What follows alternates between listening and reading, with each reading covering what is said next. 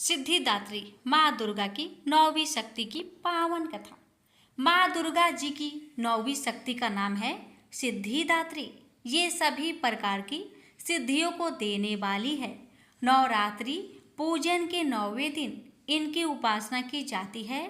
इस दिन शास्त्रीय विधि विधान और पूर्ण निष्ठा के साथ साधना करने वाले साधक को सभी सिद्धियों की प्राप्ति हो जाती है। सृष्टि में कुछ भी उसके लिए अगम्य नहीं रह जाता है।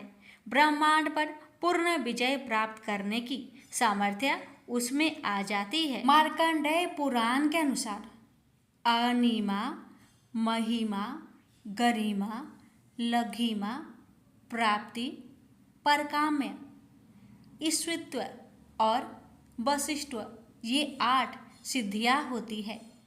ब्रह्म वैवर्त पुराण के श्री कृष्ण जन्म खंड में यह संख्या 18 बताई गई है।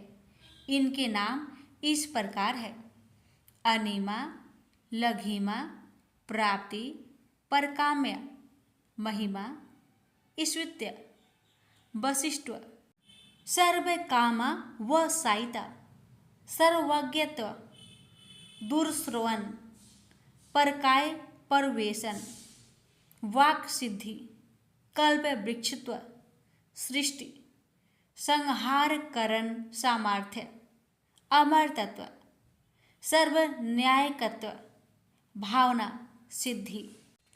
माँ सिद्धिदात्री भक्तों और साधकों को ये सभी सिद्धियां प्रदान करने में समर्थ है।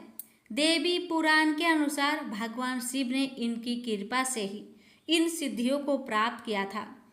इनकी अनुकंपा से ही भगवान शिव का आधा शरीर देवी का हुआ था।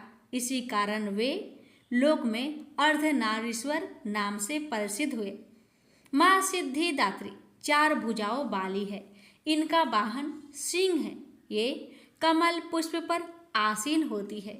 इनकी दाहिना तरफ के नीचे वाले हाथ में कमल पुष्प है। प्रत्येक मनुष्य का यह कर्तव्य है कि वह माँ सिद्धिदात्री की कृपा प्राप्त करने का निरंतर प्रयास करता रहे, उनकी आराधना की ओर अग्रसर हो। इनकी कृपा से अनंत दुख रूप संसार से निर्लिप्त रहकर सारे सुखों का भोग करता हुआ वह मोक्ष को प्राप्त कर सकता है। 9 दुर्गाओं में माँ सिद्धिदात्री अंतिम है। अन्य 8 दुर्गाओं की पूजा उपासना शास्त्रीय विधि विधान के अनुसार करते हुए भक्त दुर्गा पूजा के 9वें दिन इनकी उपासना में प्रवृत्त होते हैं। इन सिद्धिदात्री माँ की उपासना पूर्ण रूप कर लेने के बाद भक्तों और साधकों की लौकिक पारलौकिक सभी प्रकार की कामनाओं की पूर्ति हो जाती है। सिद्धिदात्री माँ के कृपा पात्र भक्त के भीतर कोई ऐसी कामना शेष बचती ही नहीं है जिसे वह पूर्ण करना चाहे।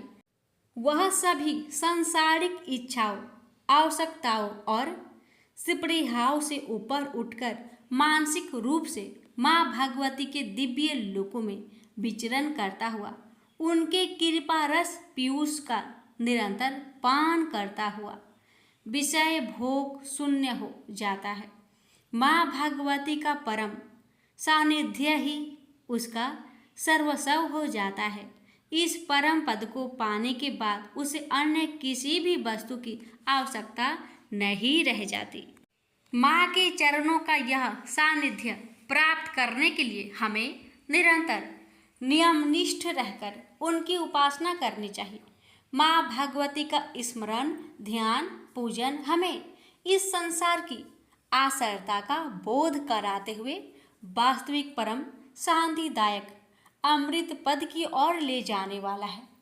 इनकी आराधना से जातक को अनिमा, लघिमा, प्राप्ति, परकाम्य, महिमा, ईश्वरत्व, सर्वकामा, वसाइता, दूर श्रवण, पराक्रमा, परवेश, वाक् सिद्धि, अमरत्व, भावना सिद्धि आदि समस्त सिद्धियों 9 निधियों की प्राप्ति होती है।